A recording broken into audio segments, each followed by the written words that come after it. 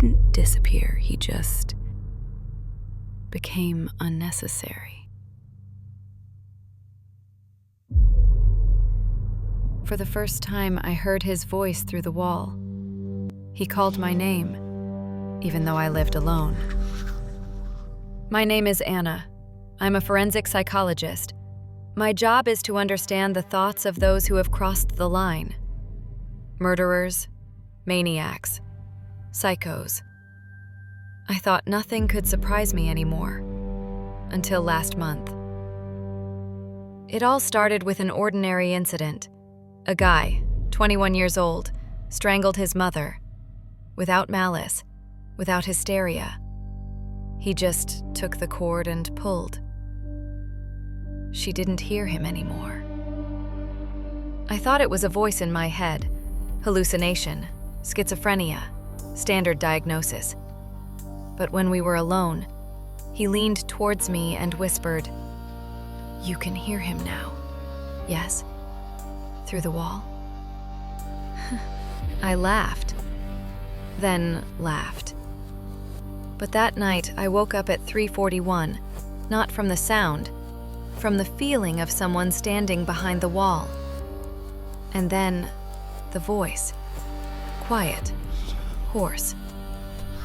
"Anna, I know you're not sleeping. Did you miss me?" At first, I thought it was the neighbors, but the neighbors moved out 2 weeks ago. I called an electrician. They checked all the wires. Nothing. The psychiatrist said it was stress, but a week later, a package arrived. There was no return address. Inside was an old cassette tape, handwritten on it. "When you were little, you've heard it before. You just forgot." I bought a tape recorder. I put in the tape. Silence. About 10 minutes, and then the sound of footsteps. Down the hallway. Down my hallway. The click of a switch. The creaking of a closet. Quiet breathing. And then a voice. "She doesn't remember. But I remember. She was good. She played with me under the bed." I stopped listening. I threw away the tape. But 2 days later, in the closet under my things, I found a small doll teapot. I had one like that when I was a child. They threw it away when I moved out of my parents' house. I went to my mother. I showed her a photograph of the toy. She turned pale. She said, "It's him, the one you talked to last night. We thought he was an imaginary friend. You called him Tanechka." I don't remember.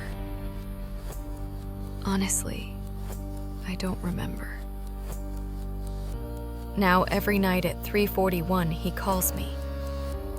Through the wall, through the closet, through my sleep. Yesterday, I heard someone walk across the living room carpet while I was lying in the bathroom with my eyes open. Left footprints, small, like a child's, but with claws instead of fingers. And this morning I found a piece of paper under my pillow. "You've grown up. I missed you, but I need you again." I sleep with a knife. I leave the light on, but I know the light doesn't bother him. He's not under the bed.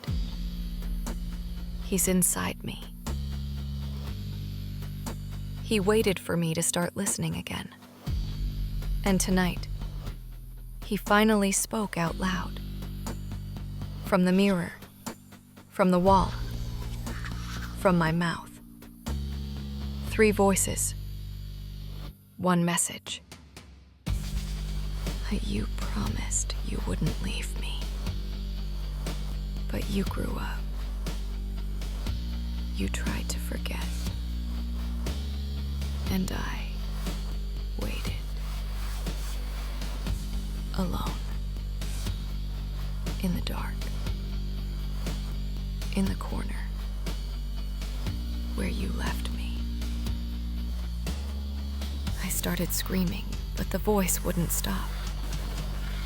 Because he was screaming too. With his vocal cords. With his body.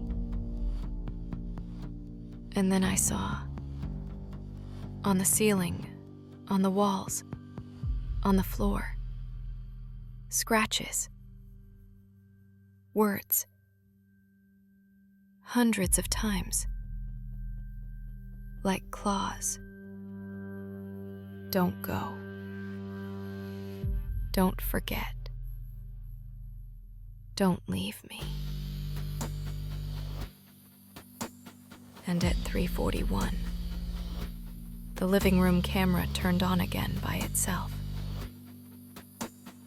It's me, sitting on the floor, in my nightgown, with my mouth wide open. And something is reaching out of my mouth. A hand. Dry. Childish. With a doll's rag on my wrist.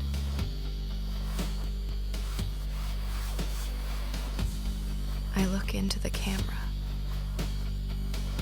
and smile.